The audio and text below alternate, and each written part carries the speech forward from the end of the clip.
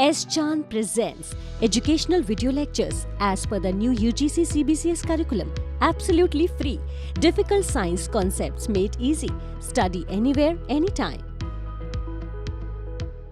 Have you ever wondered that is there anything common between whales, bats, humans and monkeys? क्या आपने कभी ये गौर किया है कि पानी में रहने वाले दुनिया के सबसे बड़े ऑर्गेनिज्म व्हेल, हम लोग यानी कि ह्यूमंस, चमगादड़, मंकीज, इन सब में कोई कॉमन बात है? Can you find a common feature or a common group that brings all of them together in the taxonomy?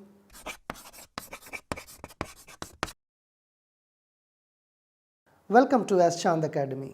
My name is Aditya and we are watching videos on zoology.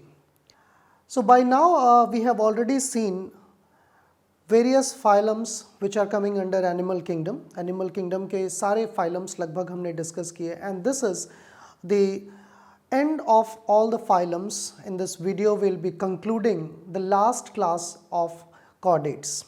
Chordates की जो last class है mammalia, उसको हम conclude करेंगे. अगर आप इन सारे topics के बारे में और कुछ पढ़ना चाहते हैं, details देखना चाहते हैं, तो एस चांद पब्लिशिंग की ये बुक आपके लिए बहुत यूज़फुल रहेगी. If you don't have the hard copy of this book, इसकी ई कॉपी का डिस्क्रिप्शन बॉक्स में लिंक दिया हुआ है, उसको आप यूज़ कर सकते हैं. So let us start. शुरू करते हैं हम अपना मैमल्स का discussion. That is the most advance class of any vertebrate. इस अर्थ पर रहने वाले किसी भी ऑर्गेनिज्म में सबसे ज़्यादा इंटेलिजेंट और सबसे ज़्यादा एडवांस कोई ऑर्गेनिज्म है तो वो मैमल्स हैं.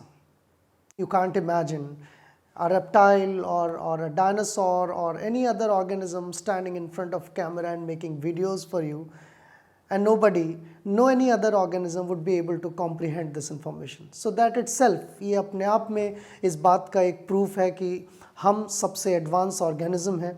And not only this, हमारी इस intelligence का एक impact ये भी है कि हमने इस अर्थ के ऊपर सबसे ज़्यादा एरिया जो हैबिटेशन है वो कवर किया हुआ है compare to even our carrying capacity. जो ह्यूमन की कैरिंग कैपेसिटी है, किसी भी ऑर्गेनिज्म की जो परमिटेड अलाउड कैपेसिटी है जिस पर वो सस्टेन कर सकते हैं, हम अपनी इंटेलिजेंस की वजह से उस पर उस कैपेसिटी से ज़्यादा सस्टेन कर रहे हैं. लेकिन बहुत सारे इश्यूज़ भी हैं जो हम इस टॉपिक में नहीं बल्कि एनवायरमेंटल साइंस में डिस्कस करेंगे कि किस तरह से इस एडवांसमेंट की वजह से जो नेचर है वो डिस्टर्ब हुआ है और बाकी स्पीशीज़, बाकी ऑर्गेनिज्म की लाइफ स्टेक पर है. हालांकि वो इस टॉपिक से रिलेटेड नहीं है. हमारा जो डिस्कशन है वो लिमिटेड होगा मैमल्स के कैरेक्टरिस्टिक और उनके क्लासिफिकेशन से. So the topic starts here. In mammals I will be first looking at the basic characteristics which make them mammals, और वो चीज़ें जो सारे ऑर्गेनिज्म जिन्हें मैमल्स कह सकते हैं उनको कलेक्टिवली एक ग्रुप में रखने में फोर्स करती हैं. तो हमने स्टार्टिंग की थी कि ऐसे कौन से फैक्टर्स हैं जो कि एक वेल को, एक चमगादड़ को, एक मंकी को और ह्यूमंस को एक कलेक्टिव ग्रुप में लेकर आते हैं. वो कैरेक्टर्स एक्चुअली मैमल्स के आइडेंटिफाइंग कैरेक्टर्स हैं. Before we go into characters, इससे पहले कि हम कैरेक्टर्स की बात करें, मैं थोड़ा सा हिस्टोरिकल पॉइंट ऑफ व्यू से यानी कि एवोल्यूशनरी पॉइंट ऑफ व्यू से भी इन बातों को डिस्कस करना चाहूँगा. क्योंकि अब तक आपने जो फाइलम्स के बारे में डिस्कशन किया, स्पेशली जो कॉर्डेट्स के अंदर आपने क्लासेस पिछले वीडियोस में देखी, उन वीडियोस में आपने नोटिस किया होगा कि हम एवोल्यूशनरी पॉइंट ऑफ व्यू से या एवोल्यूशनरी स्केल पर भी आगे बढ़ रहे थे. If you start from Pisces और fish, then we talked about amphibians, then reptiles and then class Aves, and then we went to Mammalia. तो एवोल्यूशनरी टाइम स्केल पर ये सारी चीज़ें अपने आप में एक एडवांसमेंट को भी रिप्रेजेंट करती हैं. इसी तरह से मैमल्स का जो क्लासिफिकेशन है, मैमल्स का जो टेक्सोनोमिक पोजीशन है, वो भी अपने आप में कहीं ना कहीं एक एवोल्यूशनरी टाइम स्केल को रिप्रेजेंट कर रही है. शायद आप इस बात से बहुत हैरान होंगे, आपको क्यूरियोसिटी होगी इस बात को जानने की कि मैमल्स इस अर्थ पर कब इवॉल्व हुए, कब वो ब्रांच आउट हुए अपने एंसेस्टर्स के साथ. So you know that various organisms have their own golden period on this geographical time scale, geological time scale. Jurassic period was the one where dinosaurs flourished. जो दुनिया के सबसे ज़्यादा बड़े और अब तक के सबसे ज़्यादा टाइम तक रहने वाले ऑर्गेनिज्म, एक सबसे अर्थ को सबसे ज़्यादा कवर करने वाले ऑर्गेनिज्म जो कि काफ़ी फेमस रहे. Even in the documentaries and movies you can know about them, but we don't have them now. आज हमारे पास इस दुनिया में डायनासोर्स नहीं है, लेकिन it can be disappointing to us, but at the same time you should also understand that the beginning of dominance of mammals started with the loss of dinosaurs. जो theories हैं जो इस बात को बताती हैं कि मैमल्स ने जब डोमिनेट करना शुरू किया तो केवल इस वजह से हो पाया जब डायनासोर्स इस दुनिया से चले गए. So this is something which is very very interesting to know. ये बहुत ही इंटरेस्ट की बात है. जुरासिक पीरियड में भी मैमल्स थे, लेकिन वो मैमल्स उस टाइम बहुत छोटे साइज़ के थे और बरोज में रहते थे. They were not at all capable of dominating the earth. But as soon as the dinosaurs were lost, they came out of these burrows and they started capturing various habitats, and they became the dominant life forms. Today on Earth, we have mammals as the most dominant species in terms of the number and in terms of the acquisition of the habitat. So in the same line, इसी line में अगर हम देखें तो हम पाएंगे कि करीब आज से 200 मिलियन ईयर्स पहले मैमल्स मैमल लाइक रेप्टाइल्स से डेवलप हुए. यानी कि कहीं ना कहीं हमारी जो एंसेस्ट्री है, अगर हम टेक्सोनोमिक एंसेस्ट्री देखें तो रेप्टिलिया क्लास से एसोसिएट होती है. In fact there were some reptilians, कुछ रेप्टिलियंस ऐसे थे जो मैमल की जैसे दिखते थे. जैसे कि आप इमेजिन कर सकते हैं एक रैट जो कि एक मैमल है, लेकिन इमेजिन कीजिए कि वो रैट, उसका स्नाउट थोड़ा सा लंबा हो और उसके जो लेग्स हैं वो कुछ कुछ लिजर्ड जैसे हों. So that was somewhere some imaginary kind of reptiles which were called as mammal-like reptiles, which originated about 200 million years ago, जिन्होंने mammals class को बनाया. तो इन मैमल-लाइक रेप्टाइल्स में बहुत सारे स्केलेटल फीचर्स थे. इनकी जो स्केलेटल है वो मैच करता था, रिजेंबल करता था काफ़ी कुछ प्रेजेंट डे मैमल्स के साथ. इनमें जो स्टेबिलिटी थी, they had little bit decreased stability because of the new gait. यानी कि मैमल्स ने धीरे धीरे अपने दो पैरों पर खड़ा होना सीखा. यानी कि पहले most of the organisms which belong to this class chordata, इस फाइलम कॉर्डेटा में जो ऑर्गेनिज्म थे, most of them were tetrapod. But gradually when mammals started standing on two legs, their gait changed, their body structure changed, and that led to the development of evolution of the endoskeleton. हमारा जो endoskeleton है उसका evolution शुरू हुआ. तो वही शायद एक divergence की key रहा होगा, ऐसा evolutionary biologist मानते हैं. और साथ ही साथ ब्रेन का भी डेवलपमेंट काफ़ी कुछ हद तक हुआ. तो जो प्रिमिटिव मैमल्स थे उनमें ग्रेजुअली देखा गया कि एवोल्यूशन के साथ साथ क्रेनियल कैपेसिटी, यानी कि जो क्रेनियम के अंदर ब्रेन प्रेजेंट होता है, उसका वॉल्यूम ग्रेजुअली ग्रो हुआ. And that was one of the reason for increasing intelligence and aptitude, which also solve various issues of evolution. Besides that, we had a secondary palate which separates the nasal and mouth cavities. हमारी जो nasal और mouth cavity है, इनके बीच में एक secondary palate का development हुआ, जिससे और diversification हुआ. teeths जो हैं वो different, यानी कि differentiate होना शुरू हुए. कई तरह के teeths according to the dietary habits they started to develop, and they were present in a very separate socket inside the bones. Many of the reptiles which were looking like mammals, they also started to develop hair, which we will learn, जो अभी हम थोड़ी देर में देखेंगे कि mammals की एक prime characteristic होती है. इससे पहले किसी भी टैक्सॉन में hairs नहीं देखे गए थे. और साथ ही साथ कुछ ऐसे रेप्टाइल्स भी थे जो वार्म ब्लडेड थे. हालांकि हमने देखा कि रेप्टाइल्स कोल्ड ब्लडेड होते हैं, लेकिन कुछ रेप्टाइल्स जो कि मैमल लाइक रेप्टाइल कहे जा सकते हैं वो वार्म ब्लडेड भी थे. तो ये सारे कुछ एविडेंसेस हैं यहाँ पर जो हमको इस बात की तरफ इंडिकेशन देते हैं, डायरेक्शन देते हैं. Somewhere we originated and we evolve from reptiles. So you cannot say that initially the Pisces were there, then amphibians came, and then reptiles came, then aves came, and then mammals came. That concept is wrong, but rather we can say that gradually these things diversified, and at some point of time जो reptilian ancestors थे उन्हीं से aves class बनी, और उन्हीं reptilian ancestors से एक mammalian class का development हुआ. That's how we can imagine the arrival of mammals. And as I mentioned, the loss of dinosaurs, which were the largest organisms on earth at that time, that paved the way for development or dominance of mammal-like organisms. इसने उस mammals की dominance के लिए एक रास्ता open किया. So we should be thankful for that event, that catastrophic event which brought these things. Now yes, you can see our ancestors on the screen.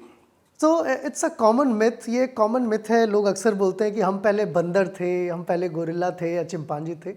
Actually हम taxonomy के पॉइंट ऑफ व्यू से देखें और zoology के point of view से देखें तो evolution is not a ladder like phenomena. ऐसा नहीं है कि एक ऑर्गेनिज्म से दूसरा ऑर्गेनिज्म बना, फिर उसके बाद तीसरा ऑर्गेनिज्म बना. So it's not true that monkeys turn suddenly into gorillas and then gorilla turn into humans. अगर ऐसा होता तो आज मंकीज नहीं होने चाहिए थे. मंकीज भी तो है ना, वो भी तो सर्वाइव कर रहे हैं.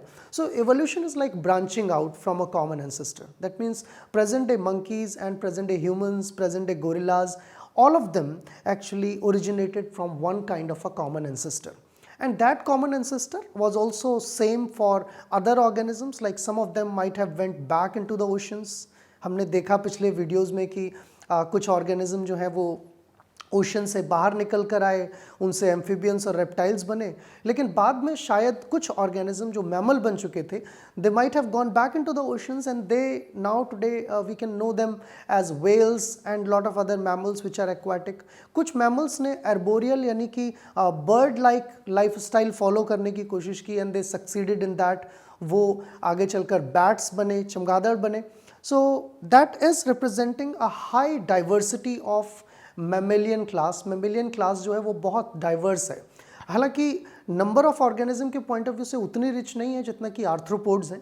नंबर ऑफ ऑर्गेनिज्म सबसे ज़्यादा आर्थ्रोपोड्स हैं. अगर आप सारी दुनिया के आर्थ्रोपोड्स को इकट्ठा करके एक वेइंग बैलेंस में रख देंगे तो शायद दुनिया के बाकी सारे ऑर्गेनिज्म, सारी वेल्स, सारे एलिफेंट्स, सारे डायनासोर्स सब भी आप रख देंगे तब भी इंसेक्ट से ज़्यादा वजन नहीं हो पाएगा उनका.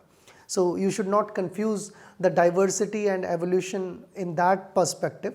Numbers of organism and variety of organism in mammals is still less than as we have in arthropods. But yes, since they are more advanced, since they are more sophisticated, so the dominance is much more visible. उनकी जो dominance है अर्थ के ऊपर वो ज़्यादा visible है compared to other organism. So let's get back to the topic.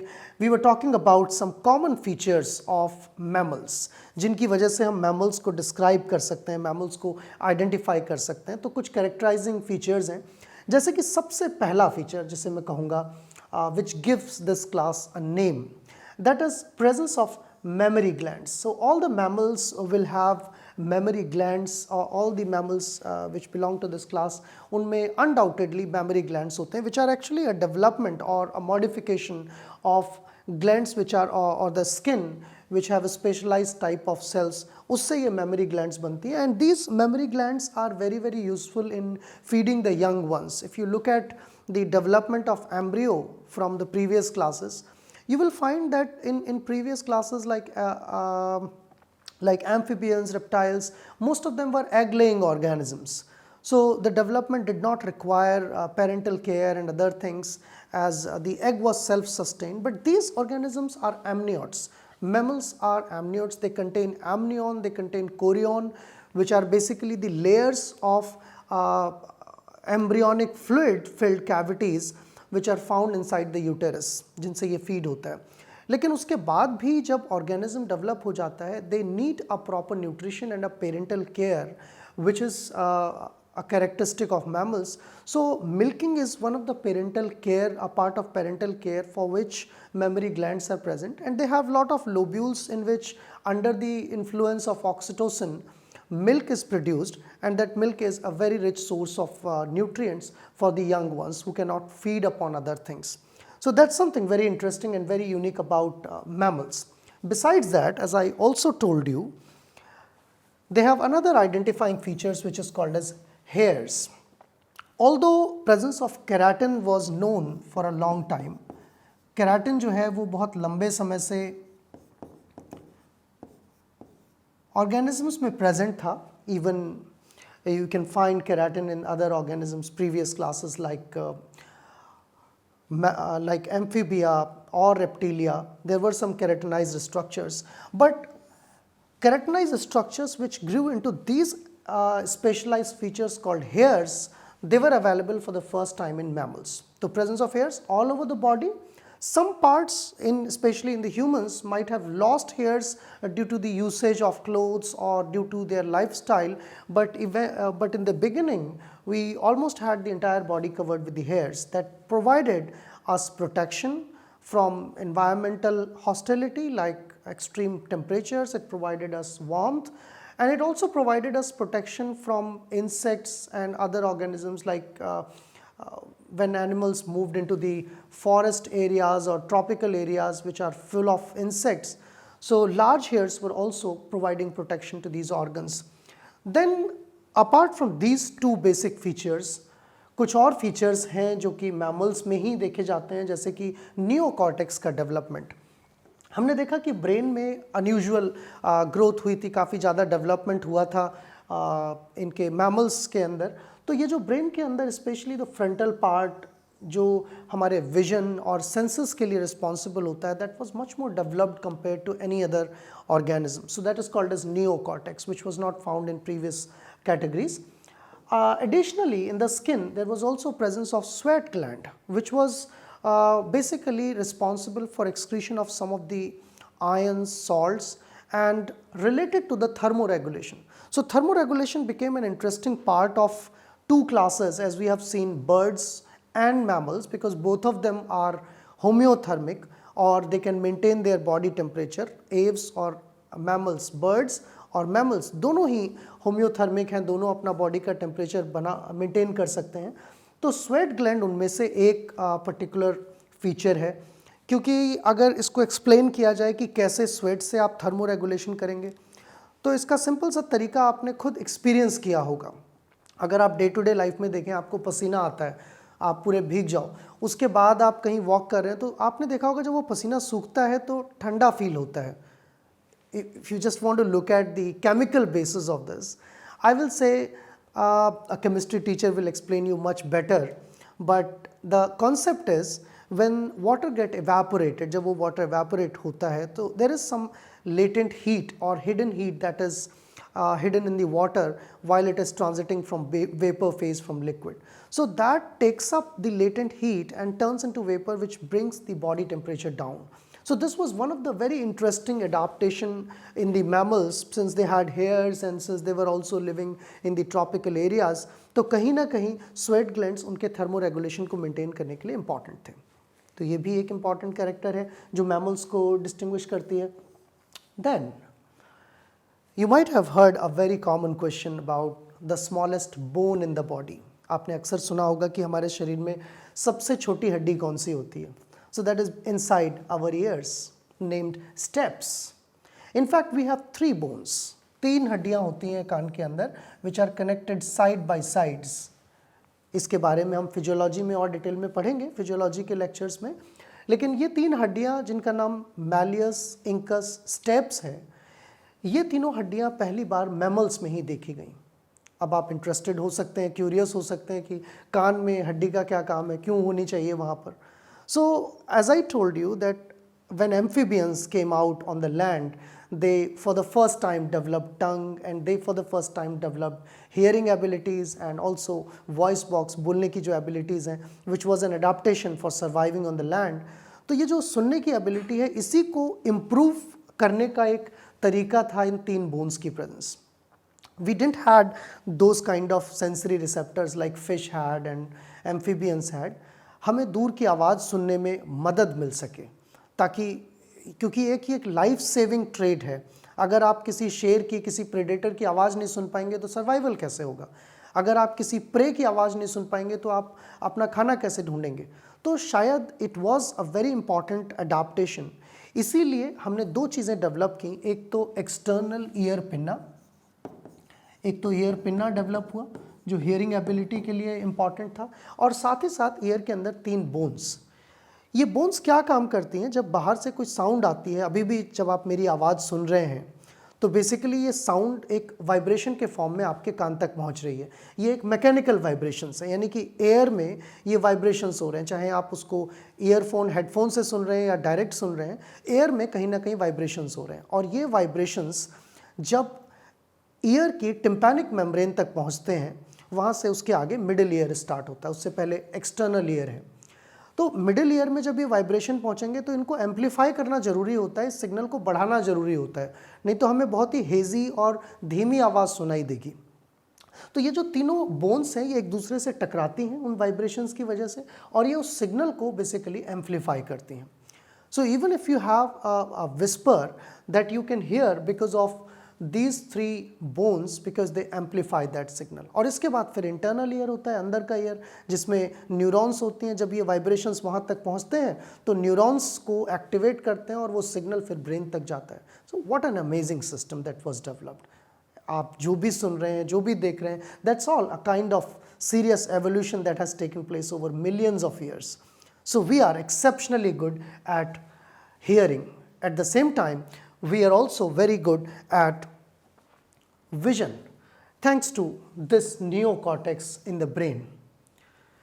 So with this, I will say that ये जो बेसिक कैरेक्टर्स हैं यही मैमल्स को यूनिक बनाते हैं, और ये सारे कैरेक्टर्स उन सारे ऑर्गेनिजम्स में होंगे जिन्हें हम मैमल्स कह सकते हैं. Be it a sea living organism like whale which is the largest mammal on the earth, सबसे बड़ा मैमल है, और बी इट अ बैट, एक पेड़ पे लटका हुआ चमगादड़, वो भी हमारे ही सब क्लास को बिलोंग करता है.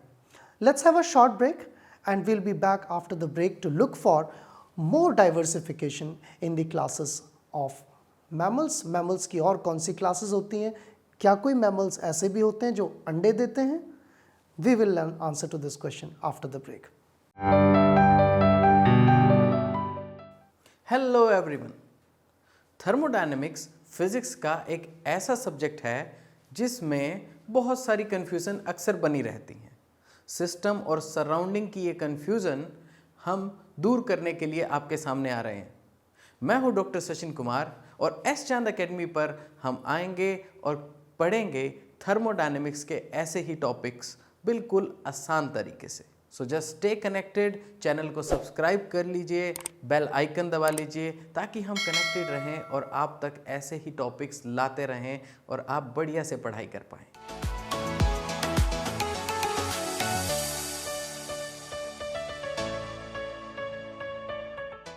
वेलकम बैक टू एस चांद एकेडमी. ब्रेक से पहले हम मैमल्स का डिस्कशन कर रहे थे, और हमने डिस्कस किया कि मैमल्स में कौन से आइडेंटिफाइंग कैरेक्टर्स होते हैं, ऐसी कौन सी चीज़ें होती हैं जिनकी वजह से हम उनको पहचान सकते हैं. So we talked about their hairs, their cerebral cortex, neocerebral cortex, and mammary glands, ear pinna, and also 3 bones in the ear.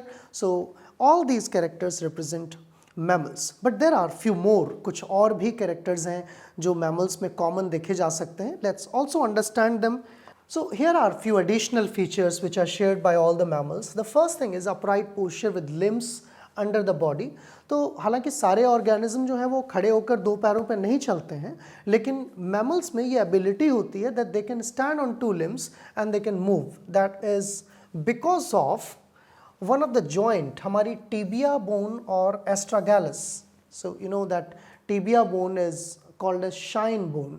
This leg bone, if you know, हमारे जो पैर की बोन होती है नीचे वाले पार्ट की, नी से नीचे वाले पार्ट की, उसे टिबिया कहते हैं. सो उस टिबिया और एस्ट्रागैलस यानी कि जो एंकल है उसकी जो बोन होती है उसमें एक इम्पॉर्टेंट मॉडिफिकेशन देखे गए, because of which it was possible for these organism to stand upright. खड़े होने के पीछे एक ही इंपॉर्टेंट रीज़न था. At the same time with a heel projection, हमारी जो एडी है उसका प्रोजेक्शन भी, जिसे हम कैल्केनियम बोल सकते हैं, that is attached to the muscles. So the attachment of calcaneum to the muscles is also an important advancement which made these organisms to be capable of standing upright, सीधे खड़े होने में capable बनाने के लिए. Additionally, इलियम जो होती है वो रॉड शेप्ड होती है और ये फॉरवर्ड डायरेक्टेड होती है. What is ilium? Ilium is actually a bone that is present in the girdle, pelvic girdle, जो हमारे कमर का हिस्सा है. कमर में जो एक ट्रायंगुलर बोन होती है, कभी कभी आपने स्केलेटन्स में ऑब्जर्व किया होगा, जिसमें बहुत सारे ऑर्गन जैसे कि किडनीज और फीमेल में यूटेरस प्रेजेंट होता है. तो इसका भी एक यूनिक शेप है जो बाकी ऑर्गेनिज्म में नहीं था. Scium became short and the ilium became rod shaped, that provided a larger cavity for the accommodation of various organs in it. That was another important feature. And 7 characteristic cervical vertebra, यानी कि आप किसी animal का skeleton देखकर उसके cervical vertebra देखकर भी बता सकते हैं कि वो मैमल है या नहीं है, चाहे वो कितना ही बड़ा मैमल हो. चाहे वो आप रैट की बात कर रहे हो विच इज़ वेरी स्मॉल, और you are talking about a very large mammal which has a long neck like giraffe. तो ऐसा नहीं है कि जिराफ की नेक में ज़्यादा बोन्स होती हैं, उसकी नेक में भी उतनी ही बोन्स होती हैं जितनी हमारी नेक में होती हैं। Cervical bones are common in all the mammals and they are 7. The only thing is that the fragments और the size of the bones may be little longer, but the number of bones is common. That's something noteworthy. ये note करने की चीज़ है जिसका आप ध्यान रख सकते हैं. Now coming to the classification, how do we classify. तो मैमल्स को क्लासीफाई करने के बहुत सारे व्यूज़ हैं, और मैं आपको पहले भी ये चीज़ पॉइंट आउट कर चुका हूँ कि ज़्यादातर क्लासिफिकेशन जो हम टेक्स्ट बुक्स में पढ़ते हैं that is based on the linear classification system, यानी कि कैरोल लीनियस का क्लासिफिकेशन सिस्टम है जो कि बाद में और लोगों ने मॉडिफाई किया था. If you look in the light of modern cladistics और molecular phylogenetics, things might be different. So again as per the classical scheme of classification, mammals को दो सब क्लासेस में डिवाइड किया गया. एक कहलाता है Prototheria, another is called as Theriiformes. Theriiformes are then divided into Metatheria and Eutheria. In some of the books you can also find directly 3 divisions जिनको हम कहते हैं प्रोटोथेरिया, मेटाथेरिया और यूथेरिया. डायरेक्टली मैमेलिया को 3 पार्ट्स में divide किया गया है. Theria is basically a Greek word which represent beast, यानी कि जानवर जिसे आप कह सकते हो. तो पहले जानवर प्रोटोथीरिया, बदले हुए जानवर that is changed beast, it is Metatheria, and true beast, सच्चे जानवर जो ट्रू जानवर हैं जिन्हें आप जानवर कह सकते हैं, they are eutheria. So that was the classical way of naming these organisms, and that's why we have entire Mammalia class divided into either Prototheria or Metatheria or Eutheria. Now these things have also been further divided into orders, जैसा कि बाकी classes में हमने देखा कि orders होते हैं. तो यहाँ पर इस क्लास में 2 ऑर्डर्स हैं केवल प्रोटोथीरिया में, particularly monotremes are of interest. Then you have Metatheria that contains 7 orders, and 20 orders are present in Eutheria subcategory. So in total, entire mammalian class has got 29 orders. 29 orders हैं इसमें. आपको ध्यान होगा कि break से पहले question मैंने पूछा था आपसे, दैट वाज क्या मैमल्स एग भी दे सकते हैं. यूजुअली मैमल्स के बारे में आप एक्सपेक्ट नहीं करते हैं कि वो एग देते होंगे, क्योंकि मैमल्स की बात आते ही आपके माइंड में या तो एलिफेंट, जिराफ, मंकीज, ह्यूमंस, यही सारे ऑर्गेनिज्म आते हैं. But yes, there are some organisms, and this is the subclass that represent egg-laying mammals. अंडे देने वाले mammals होते हैं. They are called as prototherians or monotremes. Okay. So some of them have now become extinct. उनमें से कुछ extinct हो चुके हैं, and they are just verified by the fossil records. कुछ उनमें से fossil record की वजह से verify हुए हैं. If you look at the distribution of different orders, जो 29 orders हैं mammals के, अगर हम उनका distribution देखें, so you will find that majority of the species, ज़्यादातर species जो हैं वो इन 3 orders में ही देखने को मिलती हैं. ये 3 orders कौन से हैं mammals के? These 3 orders are Rodentia, यानी कि सबसे ज़्यादा नंबर में जो mammals present हैं वो rodent class के हैं. Rodent include all the rat and rat-like organisms, चूहे और उनकी तरह दिखने वाले organism. Then Chiroptera, which is order of the bats, चमगादड़ जिस ग्रुप को बिलोंग करते हैं. और तीसरा Soricomorpha, it is the order of shrews, गिलहरी की तरह दिखने वाले ऑर्गेनिजम्स होते हैं. सो रैट वाला ऑर्डर, चमगादड़ वाला ऑर्डर और श्रूज वाला order, these dominate most of the mammals. ज़्यादातर मैमल्स इसी कैटेगरी में है. But if you look at the distribution of other organisms like Proboscidea, which is representing elephants, or even if you look at the primates, then you will find they are less in number. So why I am highlighting primates? Because primate is the order to which we belong. Primate वो order है जिसको हम belong करते हैं, and you can find it somewhere here. So this is at the 4th position. चौथा सबसे बड़ा order है Mammalia class का, because we have been able to grow at enormous rate. हम अपनी कैरिंग कैपेसिटी से ज़्यादा ग्रो हो चुके हैं, और हमारे पास इंटेलिजेंस है, इसलिए हमने अपने सर्वाइवल, अपनी सक्सेस के लिए ज़्यादा अच्छे तरीके ढूंढ लिए हैं. तो शायद इस वजह से हम 4th पोजीशन पर प्रेजेंट हैं. अदरवाइज नेचुरल हम बात करें कि नेचुरल जो कैरिंग कैपेसिटी है उसके हिसाब से प्राइमेट शायद काफ़ी कम, काफ़ी बाद में प्रेजेंट होते. So this is the meaning of distribution of different orders जो हम यहाँ पर देख रहे हैं. I hope you get idea about how many organisms are present in different orders of Mammalia. So let's also have a quick look. अब हम थोड़ा सा और डीपर डिटेल में जाकर एक क्विक लुक देखते हैं इन इम्पॉर्टेंट सब क्लासेस की जो कि मैमेलिया के अंदर आती हैं, that is Prototheria and Eutheria and Metatheria. So if I talk about monotremes which were egg laying organisms, इनकी प्रॉपर्टीज़ को अगर हम देखें तो they lay eggs and they don't have nipples, although they have mammary glands and they have hairs, but they don't have nipples for releasing the milk, and they have a comparatively shorter cochlea.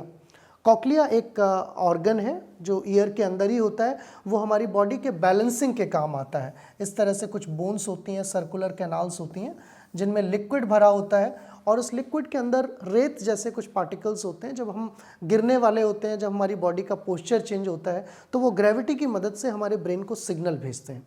We will discuss about this in coming semesters. आगे के semesters का जो syllabus है उसमें हम उन videos में इसको कवर करेंगे. सो दे डोंट हैव पिना एज वेल. ये जो ईयर का बाहर पिना है ये भी इनमें नहीं होता है. क्लोका इज प्रेजेंट, टीथ इनमें नहीं होते हैं. A very good example is echidna and platypus. इनके शरीर पर कांटे हो सकते हैं कई बार, and they might also have venom glands. So this is a typical example of prototherian, which is egg laying mammal. I don't think it looks much like mammals, but yes, it has certain features of mammals because of which it has been kept in that group. Now besides the first group that were monotremes, उसके अलावा जो अगला सब group है that is of marsupials. Marsupials को लेकर आप कई लोग अवेयर होंगे क्योंकि आपने कुछ ऐसे ऑर्गेनिज्म देखे होंगे जो इमेच्योर बेबीज़ को जन्म देते हैं. वो इतने मैच्योर नहीं होते कि अपने आप सस्टेन कर पाएँ, तो इसलिए उनकी बॉडी में खुद एक पाउच होता है जिसमें वो कुछ समय तक उन बेबीज़ को रख सकते हैं. Can you guess the name of that organism? एक ऐसा ऑर्गेनिज्म ऑस्ट्रेलिया में अक्सर देखा जाता है, दो पैरों पर चलता है खड़े होकर और यहाँ पर पेट में एक पाउच होता है जिसमें वो अपने बेबीज़ को रखता है. I believe you guessed right, kangaroos. So these are endemic to Australian subcontinent, and these are examples of marsupials. So here are some basic features. They have some primitive type of placenta. Now since we have talked about placenta, क्योंकि हमने बात की है इसकी, तो मुझे आपको बताना होगा कि प्लेसेंटा आखिर क्या होती है और इस वर्ड का क्या मतलब है. तो अर्लियर ऑर्गेनिजम्स में जब एम्ब्रियोनिक डेवलपमेंट होता था तो उनमें न्यूट्रिशन के सोर्स अलग अलग जगह से होते थे. पहली बार मैमल्स में जब एम्ब्रियो डेवलप होता है तो इनमें एक आउटर कवरिंग के साथ एक न्यूट्रिशन और मैटरनल ब्लड एक्सचेंज का सिस्टम डेवलप हुआ. That is basically placenta. So it's a membranes system which connects the maternal blood with the growing embryo blood. Embryo के ब्लड के साथ उसको जोड़ता है, and that placenta is of various type. So when we say choriovitelline placenta, that means उस placenta में layers होती हैं, chorion layer होती है, vitelline layer होती है. So that is called choriovitelline placenta, which is found in the marsupials. They have short gestation period. इनका gestation period कम होता है, इसलिए बेबीज जो होते हैं अंडर डेवलप्ड होते हैं और इसके लिए इनको एक पाउच की ज़रूरत पड़ती है. उसी पाउच में इनके मेमोरी ग्लैंड्स होते हैं, तो वो जो बेबीज़ हैं वहीं ग्रो होते हैं, वहीं अपना टेम्परेचर मेंटेन होता है. It's like a basic natural incubation system और अ इंक्यूबेटर. ह्यूमंस के बेबीज़ भी जब प्री मैच्योर डिलीवर होते हैं तो हॉस्पिटल्स में उनको एक आइसोलेटेड इंक्यूबेटर में रखा जाता है. तो वैसे ही आप समझ लीजिए nature has already provided them with the incubator where they grow. So this whole thing represents marsupials. Apart from that, they also have a different tooth formula compared to the other organisms. They have epipubic bones. The pubic bone is different than the true mammals. Several examples are known. As I told you, the kangaroos, which are found in Australia, that is one of the very popular example of marsupials. Besides that, many other examples are known. और भी बहुत सारे examples हैं, जैसे कि opossum एक organism होता है, टस्मानियन वुल्फ है, and then banded ant eater. So many other examples are known which represent marsupials. Now finally, so I think you know very well about yourself. हम लोग भी एक तरह के मैमल हैं, हम लोग भी उसी क्लास को बिलोंग करते हैं. And now when you go back, when you watch this video, try to figure out all these 5 characters of the mammals. अपने अंदर वो 5 कैरेक्टर्स और उसके अलावा जो भी हमने ट्रेड्स डिस्कस किए हैं उनको देखने की कोशिश कीजिए. If you also want to look further, you can talk about, you can think about the development of humans. आप ह्यूमन के डेवलपमेंट, ह्यूमन के प्लेसेंटा, इन सब चीज़ों को नोटिस कर सकते हैं. And you will realize at the end that all the traits that we discussed are actually present in us, and we are part of eutherians. That means marsupial नहीं है हम लोग, we are not monotremes, we are eutherians, जिनमें true gestation होता है, true placenta होती है और सारे characters जो कि mammals के हैं वो present होते हैं. So we have both type of placental membranes. We have auditory bulla, and most placentals they have replaced the teeth except a few. For example, molar marsupials, they only replace the last premolar, and some placentals have a post-orbital bar. So this post-orbital bar, this is the orbital bone, and besides this there is a post-orbital bar. तो ये कुछ कुछ specific features हैं which distinguish eutherians from other classes of mammals. लेकिन हाँ, जो हमने basic points discuss किए थे, बेसिक जो कैरेक्टरिस्टिक्स डिस्कस की थी मैमल्स की, वो ऑफ कोर्स यूथेरियंस में भी होंगी. So with this I will say we have now concluded the entire animal kingdom, your semester 1 zoology syllabus. And if you have not watched previous videos by now, अगर आपने अब तक बाकी वीडियोज़ नहीं देखे हैं तो मैं इंसिस्ट करूँगा कि इस सीरीज़ के आप सारे वीडियोज़ देखिए, क्योंकि एक दूसरे से वो कनेक्टेड हैं और आप एक सीक्वेंस में अगर इनको देखेंगे तो आपको एक एवोल्यूशनरी हिस्ट्री का भी आइडिया लगेगा. इस वीडियो को अगर हम समराइज करें तो हम देखेंगे कि इस पर्टिकुलर पॉइंट पे हमने मैमल्स का डिस्कशन किया. मैमल्स ऐसे ऑर्गेनिजम्स हैं जिनमें मेमोरी ग्लैंड्स होते हैं. These are considered to be most advanced organism so far. सबसे ज़्यादा इंटेलिजेंट और सबसे ज़्यादा डोमिनेंट स्पीशीज़ हैं across the globe. We also looked at their sub classification and few examples of monotremes, marsupials and eutherians. Remember, it is important to also take care of the environment. Many of the species, many of the organisms are constantly lost because of the human interventions. Human interventions की वजह से बहुत सारी species का environment ख़त्म हो रहा है, और हमें ये भी ज़रूरी है अपने एक्सपेंशन के साथ साथ कि हम अपने एनवायरनमेंट का भी ध्यान रखें और उन सारी स्पीशीज़ को भी नोटिस करें, उनका ध्यान रखें जो कि एक्सटिंक्ट होने वाली हैं या एक्सटिंक्ट होने के कगार पर हैं. इसीलिए जूलॉजी पढ़ना हमारे लिए ज़रूरी है, ताकि हम न सिर्फ अपने आसपास अपने चारों तरफ ऑर्गेनिजम्स के बारे में जान सकें, उनको ग्रुप करके उनकी टेक्सोनॉमी के बेसिस पर उनको बचाने की कोशिश भी कर सकें, और वो कहाँ किस तरह से डिस्ट्रीब्यूटेड हैं, उनके फीचर्स क्या हैं, कौन सी स्पीशीज़, कौन से ऑर्गेनिज्म हमारे लिए कमर्शियली इंपॉर्टेंट हो सकते हैं, कौन से हमारे लिए हार्मफुल हो सकते हैं. इन सब चीज़ों को जानने के लिए ही हम जूलॉजी पढ़ते हैं. So if you want to know more about this, अगर आप इन टॉपिक्स के बारे में और कुछ जानना चाहते हैं और डेप्थ तक पढ़ना चाहते हैं, सो एस चांद पब्लिशिंग की इस बुक को आप रेफ़र कर सकते हैं. अगर आपके पास इस बुक की हार्ड कॉपी नहीं है और आप ई बुक एक्सेस करना चाहते हैं तो उसका लिंक जो है वो उस डिस्क्रिप्शन बॉक्स में दिया हुआ है. आई होप आपको ये सारे वीडियोस पसंद आए होंगे. अगले सेमेस्टर के वीडियो भी आपको कंटिन्यूसली मिलते रहेंगे. So keep on watching.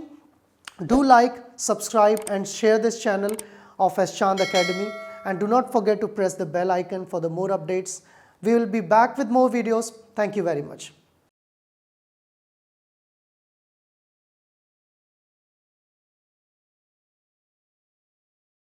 All rights reserved. This video has been prepared for educational purposes only. No part of it may be reproduced or copied without the permission of the copyright holder.